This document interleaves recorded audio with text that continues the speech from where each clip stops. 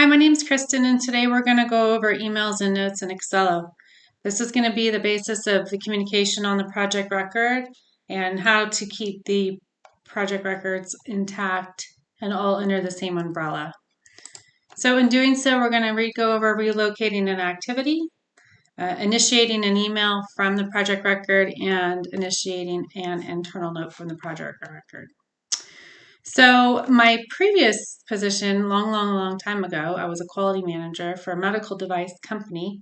And we had to take the medical device that came in and we had to take all the information of the medical device. We had to include the serial number, what was wrong with it. And it was a long list of items that needed to go on the record in order to understand the story of what's going on. The same rules will apply here, although not as extensive.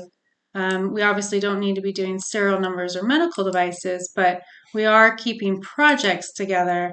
And in doing so, we need to make sure that notes and emails are all initiated from here rather than from Outlook, because this will attach it to the project record and that story that I was discussing will come to life for anybody who needs to be CC'd or unaware of the project.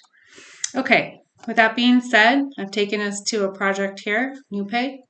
And if I'm going to need to email anybody, I'm simply going to go and send an email.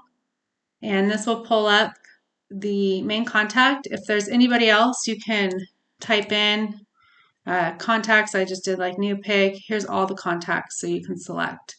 And then there's other contacts based off my search. When you're completed with the email and you filled everybody out, you can go ahead and log your time here. Just please make sure to classify it under the appropriate classification and also file it against the right milestone.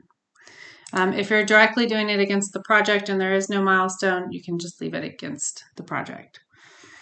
Go ahead and put your time in here, and then you're going to go ahead and hit send. Now, the reason why this is so important is because it initiates the thread. You do not have to reply in Accelo. You can go ahead and reply in Outlook from here on out, and it will keep the thread intact because it's going to recognize the contacts.